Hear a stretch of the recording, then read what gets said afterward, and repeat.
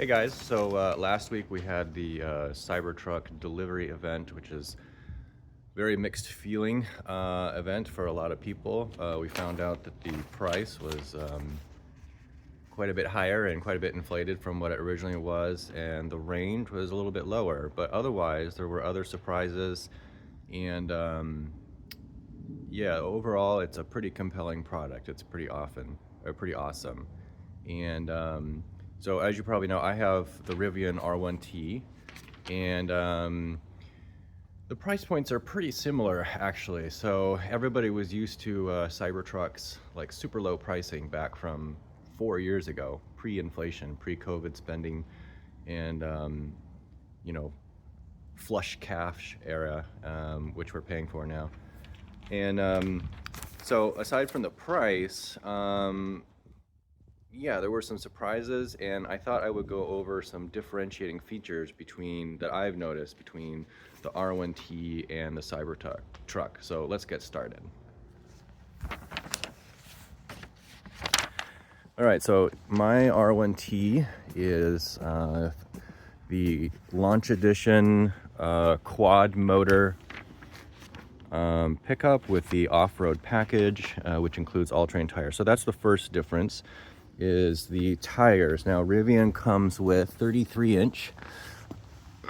These are 275 on 20-inch rims, and these are all-terrain Pirellis, which are snow rated. And I'm looking for where does it say? Okay, it doesn't have the inches, but these, I believe these are 33-inch tires. The Cybertruck has a couple of rim options, but the largest off-road tires are 35 inches. That's significantly bigger than the Rivians. These are definitely not 35s. Even this is a great size, actually. It's a great all utilitarian size, but it is not the ultimate off-roading or mud situation. So Cybertruck, that's the first thing, has larger tires.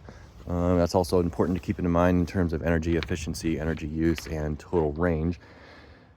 Second thing is that, with the the all-wheel drive version of the Cybertruck has 340 miles, and that is expandable up to 470 miles with the extended battery pack, which on the Cybertruck, the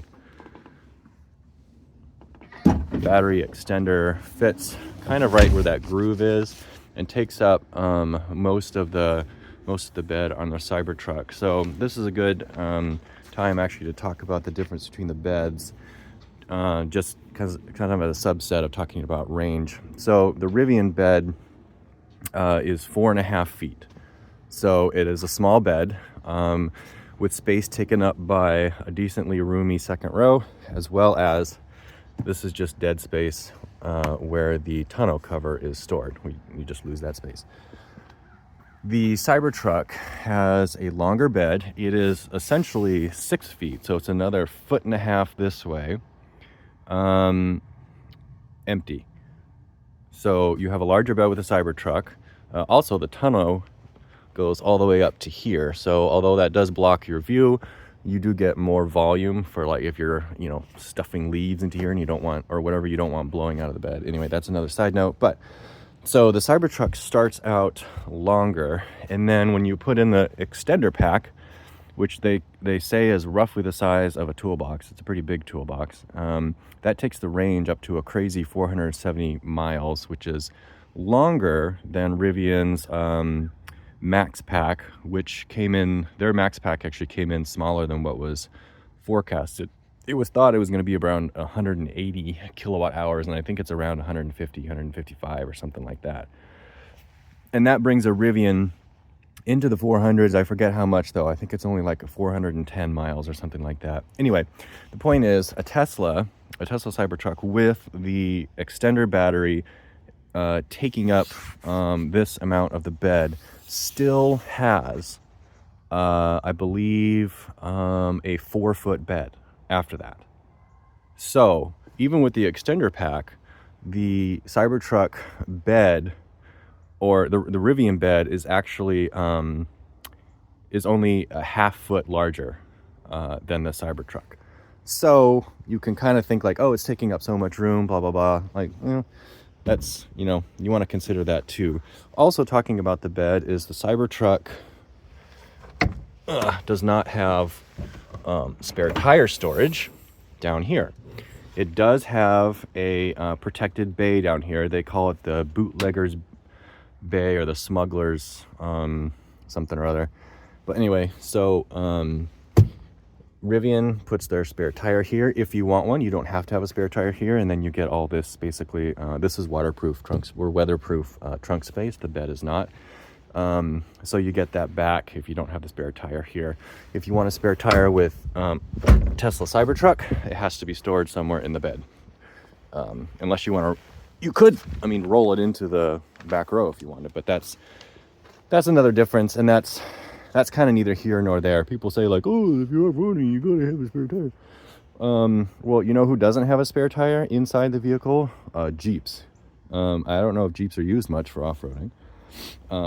But other trucks do have spares, which fine, you need them, but they're often like down here and they're hanging in the way actually of off-roading. Like you'll scrape out on that, bottom out. So it's not actually the best solution. So this is just different. Tesla did not have room to put one in their smuggler's bay. But speaking of that, another difference, I was talking about storing it in here. It'd be pretty difficult to store a spare tire here. I mean, I guess you could just roll it up on the seats, but the Cybertruck seats, I don't know the differences in measuring here, but I believe the doors also open up to 90 degrees instead of being slanted, so you have a little bit more access space. But these seats will flip all the way to vertical, and then you basically have the Rivian tunnel storage, which I'll get to in a minute, but inside. Now you lose the back seating, sure, but it's also split 2-3, so you can put up one seat or you can keep one seat down, bring up the other 2 seat, and then you have bay storage there. So the point is, if you have a spare tire, you can put it somewhere, you know, especially if you're not maxed out with seating capacity. So there's that part. So this is another thing that takes up some space is the gear tunnel. I use this not frequently, but it sure is nice to have when I use it. But actually more than the storage space is this step, and this is a disadvantage to the Cybertruck on 2 levels. So first of all, the Cybertruck the tonneau angles down from here. So I don't know what the name of this, but it's kind of like that Avalanche 80s truck look a little bit. So they really get kind of a wedge shape there, but that means you can't just reach over this side of the bed and reach stuff, which I can in the Rivian, which is super helpful. And I'm kind of wondering that's a very practical use of a truck. So -1 for the Cybertruck there, but you can work around that. That's not, you know, the biggest deal. But the other thing is, so Rivian has no bumper to step up and get bed access from. So that is why this is here, and it's also in a spot close enough to the bed where, you know, you can use it to access the bed. You can use it to access up here if you've got roof rails on with storage. Oh, I never noticed this aggressive wind tunneling here. But so these are super useful, and so the Cybertruck has 2 things. It doesn't have this, but even if it did have that, you couldn't get in on this edge anyway because there's a giant wing over here. So just different ways of approaching the problems. So if that's a big deal to you, then Rivian's probably going to be the better one. So all right, let me seek my cheat sheet here. Oh yeah, we also got to talk about the powered tonneau. I have the launch edition, and that was when they still had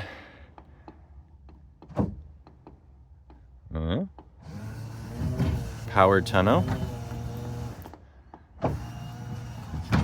Mine still works. It always sounds like it's going to break, but it does still work. This is not available right now, I don't think. Rivian is making a 2nd generation powered tonneau, but it's technically not available. And the Cybertruck one is available. It's also a different mechanism than this, and it also goes up this way and then goes down. One problem with this going straight back is that if there's any dirt, and I watched a leaf go right back there, which I'm never going to get that out now.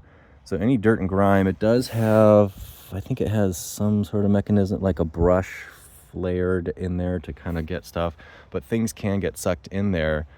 Yeah, it is what it is. The Cybertruck one, because it's tilted a little bit, there's a little bit more of a chance that debris will be pushed downwards and roll off before it gets taken into the main mechanism.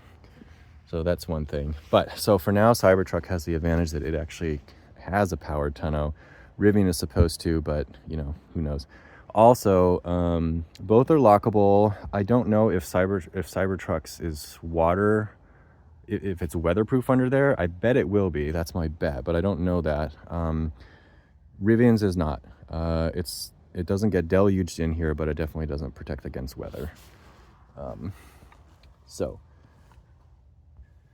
right, going back to some off-roading features. The Rivian has an air suspension. Like I said, mine is a quad motor, and that means that the ride height, not the quad motor, but the air suspension, the ride height is adjustable up to 15 inches in its max mode, which is available in the off-mode road modes like rally mode or rock climbing or something like that. Very respectable height, 15 inches. That also depends a little bit on your rim and tire side, because you know, the bigger your wheels, the more height advantage you get. Surprisingly, Cybertruck, it actually has 17 inches plus of max ground clearance. Of course, that's assuming you have the largest tires and stuff like that, but that is an insane amount of clearance. And for both these vehicles, it's important to note that they are completely flat underneath. So unlike a conventional, like a Jeep or a truck, where you would have a differential pumpkin back here, basically scraping rocks and dragging on snow or whatever, there's none of that with either this Rivian or the Cybertruck. Another thing to note about that, so although Rivian has slightly less clearance, there is something called a departure angle. Departure meaning your vehicle is going away from an obstacle. And if you're off-roading, you're often inclined, which means your bumper is going to lower into whatever is behind there. So that's why this is arched up like that. This angle is called the departure angle. I don't know the actual numbers, but it's a very respectable number for Rivian. And for Cybertruck, you'll notice in pictures that it's a lot more flat back here and there's a little bit more bumper. So that's going to make it more likely that your bumper is going to hit something. However, having the excessive 17 inches of ground clearance can also address that, because if you can raise your vehicle up, you know, that will help a little bit with that. Rivian put in a lot of thought into off-roading. Even the quad motors is a capability issue. So each wheel has its own dedicated motor that can have its own wheel rate, its own traction, its own spin, its own torque, and that's really great. That does not have a locker situation, and the reason that's important is because no matter how good your software system is, they're just not that great for when you need traction to all, or spin to all wheels. If you're in a tilt situation and two of your wheels are just floating in the air and the other two are not, the vehicle can think about that and detect which ones are spinning and then change where the torque goes and get it to the right vehicles sometimes. But when you do that, you're driving along and then you can't go anywhere because the wheels are spinning, and then you have to wait for the vehicle to figure out which one is going, and then finally it does, and then it tries to do it again, but by then you've lost momentum, and then it's even harder to get out of that. Those are very real situations that you can get into, and the better solution to that is having lockers. Lockers means that it's not different from side to side. The back is locked together, so when this wheel spins, the other one spins. When this one gets power, the other one gets power. And basically it's like a tractor mode, and they just keep spinning slowly and slowly no matter what. It's not trying to figure out which one has traction or not. It's just like, okay, we're just gonna move these wheels, and that is the best way to off-road. Well, Rivian does not have that in the front or in the back. They're relying only on their software to do it, and they need to improve it. Cybertruck went all out, and on the all-wheel drive version has a locker in the front and in the back. That's unheard of in the EV world, except for the Wrangler Rubicon. The only other one that has a locker is Lightning. Lightning has a rear locker, which was a big surprise because it's a work truck, or kind of marketed more that way. So, but good for them. So anyway, the Cybertruck wins on this big time. Cyber Beast mode with the tri-motor has a locker up front and not in the rear because there's two independent motors back there, and Tesla's going to try to do that with software, so we'll see how that works. But the all-wheel drive variant, I can't believe they did this. This was such a surprise and was like, oh, that's so awesome. Locker up front and in back on the Cybertruck versus nothing in front and nothing in back in terms of lockers, even for the quad version. I was so surprised with this with Rivian. And obviously their dual motor, so now you have, open dual motor in front, open dual motor in back. That also does not have a locker on Rivian. So I really hope they address this in the future with Rivians, because Rivian is actually behind Jeep and other vehicles. Even the EV, the plug-in hybrid Wrangler, Rivian is behind, not because the vehicle can't do stuff, but because they don't have lockers, and it really sacrifices momentum and traction at the same time in the off-road real-world use. All right, let's do a few things inside, because there are a few notable things. Ugh. First of all, the Cybertruck, I don't have the interior dimensions, but it is a bigger truck. It is longer, and I believe it is wider than the Rivian. So that also plays into efficiency too. The Rivian is a little bit more efficient, but I did want to show, that's my cheat sheet up there. We actually got a new update recently where in the camera views, now we not only have reverse, but we have bed cam, where you can see what's in the bed. This is so helpful when you're towing, when you're hauling something, or if your main backup camera is just dirty. And that camera is right here. Whoopsies. There it is. So you can see that. All right, so, and Cybertruck does not have one, at least that I can tell up here. They have a rear view camera up here. So let's talk about that. The Rivian one is way down here by the license plate, which is good for viewing down here. You can see your trailer hitch really well and all that kind of stuff, and that's really nice. But this is an area where you get a lot of dirt. It's actually really great that that Tesla put their tail one up here. It's just a big advantage for viewing angle and also not getting as dirty. That is an advantage of this one, is that it doesn't get dirty as much, because there's not much splashing up here. There's a lot splashing up down here. The one disadvantage, of course, to having a tail mounted one is that when you have the tail down, if you're hauling something too long, you completely lose all that visibility. But also the thing about Teslas is that they have cameras in the fenders facing this way. So does Rivian. The side repeater cameras, they're called, and those are viewable inside. So you have multiple ways of seeing behind you in the Cybertruck. I love this camera though. I wish they still had that. Okay. Another thing that's nice about trucks, and one thing I loved about my Jeep, which is basically a box, is that with a box shape, you have such good frontal vision here. It seems like nitpicking, but it is actually a big deal. When the A-pillars slant too much and you come up to a stop sign, they are right in the view of, like, especially pedestrian cross traffic, or even cars that are at a four-way stop. And you kind of have to move your head around it and see, and that's fine. But the Rivian is slanted, but it's I don't know, about a 45-degree angle. So Jeep is the best. They're like almost, I don't know, they're hardly slanted at all.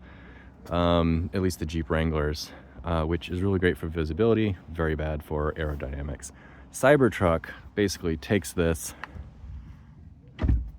from here and just like takes the line right like that. So you have an incredibly angled A-pillar, and that's kind of a wall blocking your vision of side cars, side pedestrians. Now they do address this a little bit by, it isn't actually a wall. They actually have a window right here, so you can see horizontally and have decent visibility that way. But that is one difference here. And of course they have cameras with pedestrian detection and braking and stuff like that. Rivian does not. Rivian does not have pedestrian awareness as far as I know. And speaking of that, everybody talks about the front of the Cybertruck being like, oh, you're going to kill pedestrians and blah, blah, blah. Of course, getting hit by any truck is going to be bad news for a pedestrian, or any vehicle for that matter.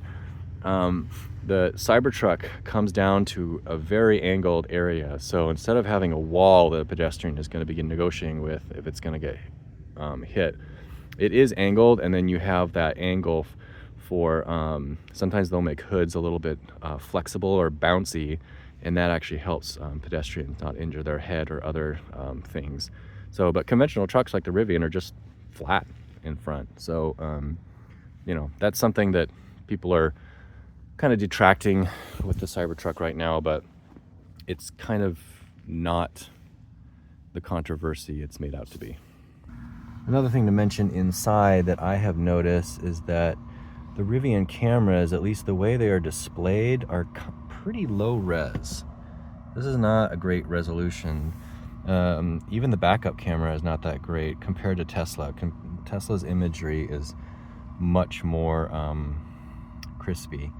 Rivian does have a bird's eye view, which is pretty handy. Tesla refuses to do that for whatever reason.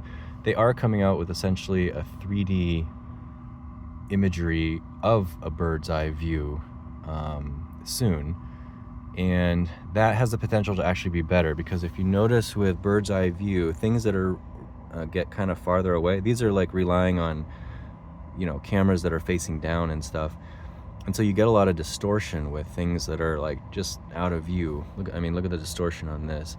Whereas a vision-based system that then takes what it sees and recalculates it into a 3D world where you can see the objects in correct perspective could actually be a lot better. So we'll see how that goes. All right, of course we have to mention exterior stuff. So Rivian has conventional paint and has conventional panels, which are not structural at all. They are very flimsy. They easily dent, they easily scratch. Just like most cars. They're also not bulletproof. Bullets will go right through this vehicle. Cybertruck is the opposite. The outside is flat or slightly curved. Panels of steel. I think it's 1.8 millimeter or something like that. It is a custom steel alloy that Tesla has created. It's bulletproof to the 9 millimeter level until there's multiple punctures. And also it's stainless steel. So it will give when you hit it with a sledgehammer or another vehicle, but it doesn't dent. It's much more difficult to scratch. Gets a ton of fingerprints. So I know all you construction workers are going to be like, oh no, fingerprints on my car. Probably not. But this is like so different that it's going to be difficult for people to even comprehend this. But imagine a vehicle where you don't have paint to scratch and you don't have panels to dent. Like, this is just so huge. Like, even on the insurance basis too, of like, if I've had like just a single scratch like across two panels on my Model X, that cost me like $1,800 to repair correctly, because you can't just like repaint these panels. Well, first of all, they have to be taken off. You take those panels off, but you also have to like feather in the new paint and coatings to the panels that are adjacent. Otherwise you can tell a difference between like, oh, new paint starts here and this was old paint. So cosmetic repairs are just huge. Also little dings, like, somebody opens their door too fast, right? Now you got a little ding right here or something like that. Shopping carts, of course. Imagine if like none of that mattered. That's just like, nobody's had a vehicle like that. You just cannot comprehend like how crazy different that is. So that is a big deal. There is trade-offs, because you do not get this You don't get the curves that a lot of vehicles are designed to have nowadays. But, you know, that's one of the trade-offs, I guess, right there. So the skin of the vehicles is just so different. We just have to mention that. All right, we need to, oh, hello. We need to mention power here. So Rivian has two outputs right here. They have, oh, no, that's not the power. Where's the power? Power's over here. That was the air compressor. So it's got two 120 outlets, and I think they're rated at, yeah, they call them 110, not 120. I think they're rated at 15 amps or something like that, or maxed, or maybe less than that. No, I think they're 1500 amps, which is okay, but you can exceed that on surge with some, like an appliance or something like that. So super useful, really good. But Cybertruck, like the Lightning, has a 240 volt outlet, and that is just huge. That's what electric vehicle charger is. So you can charge another vehicle through it. The Cybertruck also has two conventional outlets too, two 120s as well, just like the Lightning I think has two as well. But anyway, so Lightning and Cybertruck have inverters for 240 volt powering of accessories or even your entire house. That's pretty crazy. The Cybertruck can actually Cybertruck can actually power your entire house. Obviously Tesla has the let me get this, turn this off really quick. There we go. Cybertruck, or Tesla, has had Powerwalls, which is a home battery backup system tied to solar. They've had that for years. I think they're on their third version now, so they know a thing or two about batteries and home backup and stuff like that. Well, Cybertruck is going to be kind of a Powerwall on wheels, with access to its 130 or 123 to 150 kilowatt hour battery pack through the 240 volt. Actually, no, it's actually through the main charger. So a Tesla Cybertruck hooked up to a Tesla Powerwall with the recent, just the recent regular Tesla garage wall charger. You can use that as an interface to Tesla Powerwalls to basically use power from your vehicle to power your home, and it's called Power Share, and it's pretty crazy, like, because they know how to make all that stuff work seamlessly, and you'll be able to view it like in the app and see where electricity is going. That's pretty awesome because it just adds another level of maybe your Powerwall is not out of power, but you have a ton of power in your vehicle, and so you hook that up to your house, or you can go somewhere and charge the vehicle up if maybe you have a small solar system and it's not supplying enough to your house when your power's out. It's a really awesome implementation that they actually did that, and it just integrates like through their own garage charger. You don't need like crazy different equipment. They've made a lot of strides in simplifying that end of the electronics and stuff like that. So let's go back. That's called Power Share. That's a pretty big deal. We talked about ding proof, stainless steel. Oh, charging. Okay, so the bigger the battery, so batteries slow down in fast charging because as the battery cells fill up, you have to slow down how much power is being jammed into there, kind of like filling up a glass of water. You kind of slow down towards the top so you don't spill. So Rivian has large battery packs. This one is 135 kilowatt hours. The max pack is 150 plus or something, 155, I don't really know. So you should be able to just pack high power, high kilowatts into that battery pack for a long time. However, on Rivian's vehicles, initially it seems like the cooling is underpowered or gets overwhelmed easily, and so you get thermal throttling. I know some people have, actually I've gotten 210 kilowatts just starting to charge on the vehicle. So these are capable well into the 200 kilowatts, which is awesome. But then once they've been charging for a while, they do throttle a little bit, and so your charging curve goes down, and it takes longer than it really should. So hopefully that doesn't happen with Tesla. So first of all, there's two issues. There's the thermal of keeping the battery cool while it's getting massive amounts of charging power, and then the other thing is the max power that it can receive. So we learned from the Tesla semi delivery event, which semis will be hooked up to mega chargers, which are going to be like up to 1,000 kilowatts or a megawatt of power or thereabouts. And we learned that actually Cybertrucks are going to be compatible with that as well. We don't know exactly how that's going to be implemented because I think the end is different.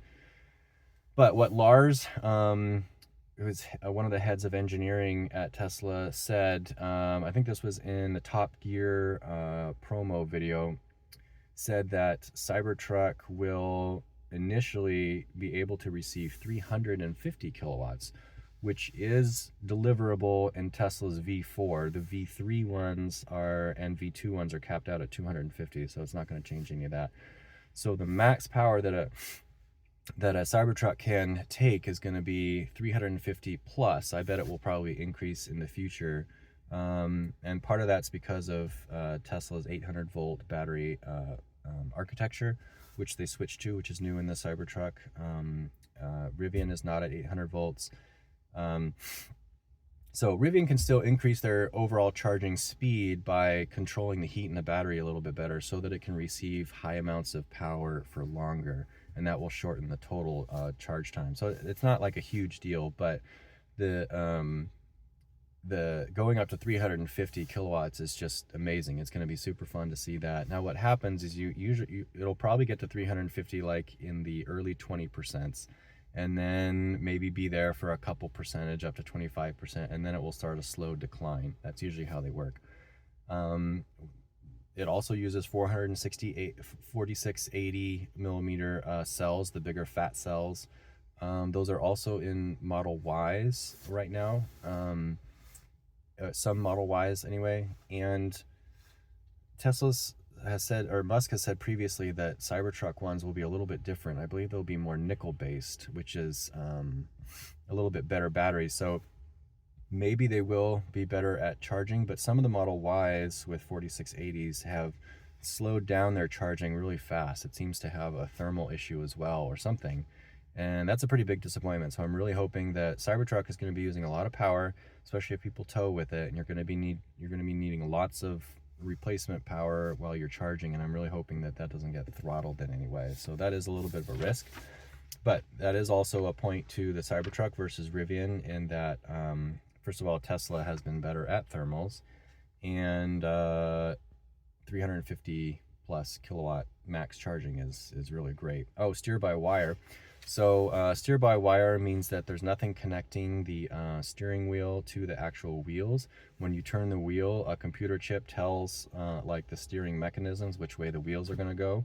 And also the rear wheels in a Cybertruck also do a little bit of steering, so you can really turn like crazy, like never before. It's called a turn radius.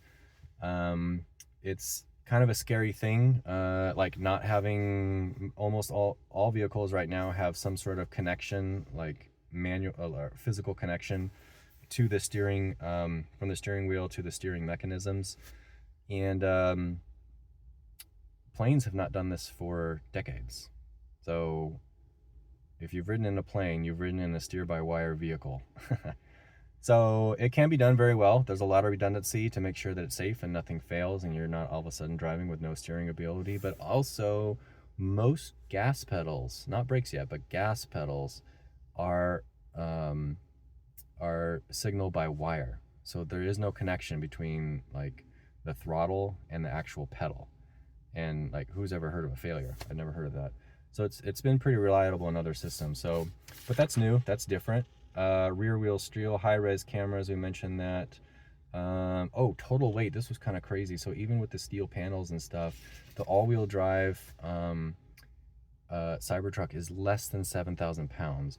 My launch edition Rivian, not even with the max pack, just with the large pack, is over 7,000 pounds. That's like pretty crazy. And the Cybertruck is a longer vehicle. So that's pretty crazy.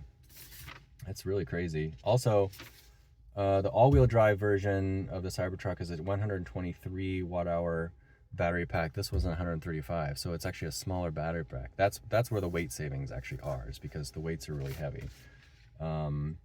We talked about the spare tire, and we talked about the bumper versus side step. So that's my whole list. That's everything. Now, I mean, as you see, I have an R1T, and the things that I think about. So originally, the Cybertruck was actually the prototype vehicle. The alpha vehicle had 6 seats. It had 3 in the row. The center console could be a seat, and that was so awesome. I would definitely switch to a Cybertruck if it still had 6-seat configuration, because that's just nice to have the flexibility. So Rivian is only 5, and the way they actually delivered the Cybertruck, it's only 5 seats, so there's no advantage there. But the things that I think about are the lockers. I had a Jeep that had a rear locker, and it just made such a huge difference. I have a little bit of hope, maybe 10% hope, that Rivian will change their software and create sort of a software locker. If they do that, then there isn't like a huge advantage to Cybertruck. And I don't do off-roading hardly at all, actually ever, but I wish I could. I wish I had time, and I wish there was somewhere local that I could go. So that is a reason I've actually thought about, well, maybe I could just have the Wrangler plug-in hybrid Rubicon, because that has dual lockers. It has 5 seats. It's similar cabin space size, and it's actually cheaper than the Rivian. It's not a pickup truck, but so that is a big thing with Cybertruck that I think is cool. The second is the steel exoskeleton, and first of all, it's super safe in collision, so that's really cool. But not dealing with paints and scratches. I'm so worried about getting like the vehicle's damaged and then deciding like either having it fixed or not. I don't know. It's really expensive, and sure, it's insured and all that kind of stuff, but I don't know. I would just love to not have to worry about that. So ding proof and scratch resistant. And of course, you know, the glass is not bulletproof, but the panels are, and the glass is shatter resistant. So, you know, if some whack job comes up with a pipe and is like banging on your vehicle, you don't have to worry quite as much about your safety. The 240 output, that is cool. I don't really use that, but I do like the idea of home power. So power tonneau is a big differentiator for me. It's so handy to have a tonneau cover. But I have one on the Rivian. My Rivian has one. Obviously you can get manual ones for almost any vehicle, but my Rivian still has the powered one. It still works. I am worried about it breaking though.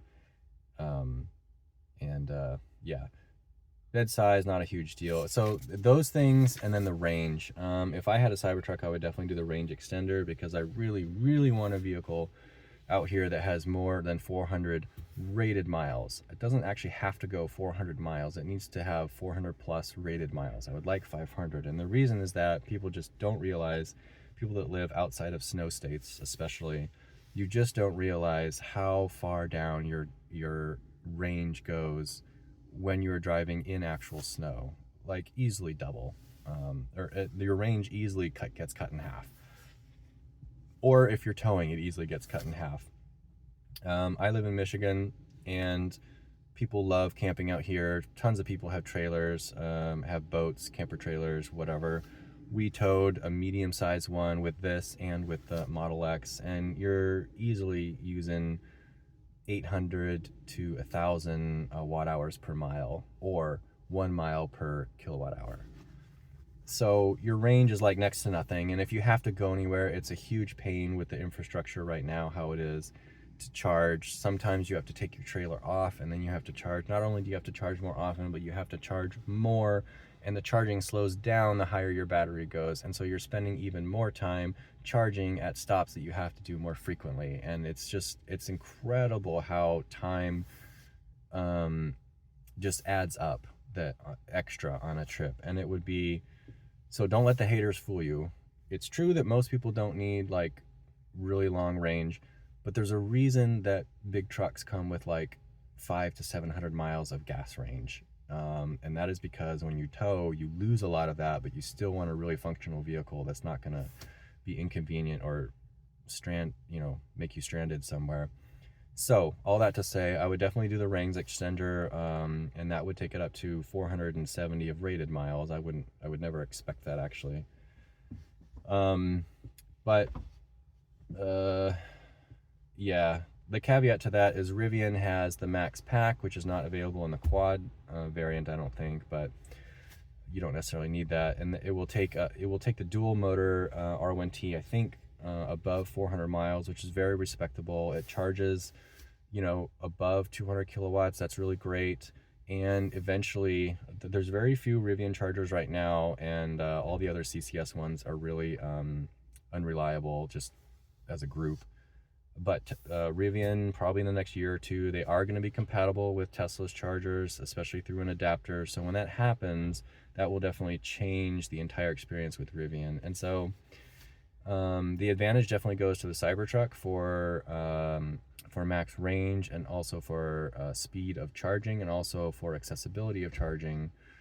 Rivian won't be too far behind once they have access to Tesla's chargers. So, but overall, if I did not have the Rivian and I was, going de novo, like, okay, I want to get an EV pickup, which one would I choose? I would do the Cybertruck, I think, right now. I would do the all-wheel drive version, a little bit cheaper, slightly more range than the tri-motor, and you get dual lockers. I'm always skeptical of software in terms of lockers and stuff with having two motors in the back on the beast mode version. And I generally don't buy vehicles just for like the max speed or power or something like that. So, also the ground clearance. I love the ground clearance option. So it does have some disadvantages. The bed access is not as well, but overall, I think I would stay in the Tesla universe, and I would go with the Cybertruck if I didn't have the R1T right now. I do have the R1T, and it's a fantastic vehicle, and so probably I'll keep it unless I get some high offers to sell it or something. So yeah, I hope this was helpful in differentiating some things, Rivian R1T versus Cybertruck. I think a lot of people kind of look at numbers and don't realize there's differences in the vehicles. For example, like, oh, Rivian is actually more efficient in energy use. Like, well, it's a smaller vehicle. Like, oh, Tesla uses all the bed space for its spare tire. Well, but the bed is actually bigger than Rivian's to begin with. Little things like that you don't quite realize. So I hope this was helpful. If you're in the market for a Tesla, I do have a Tesla referral code, which I will keep in the description if I can remember. And yeah, I'll see you in the next video. Where's the camera?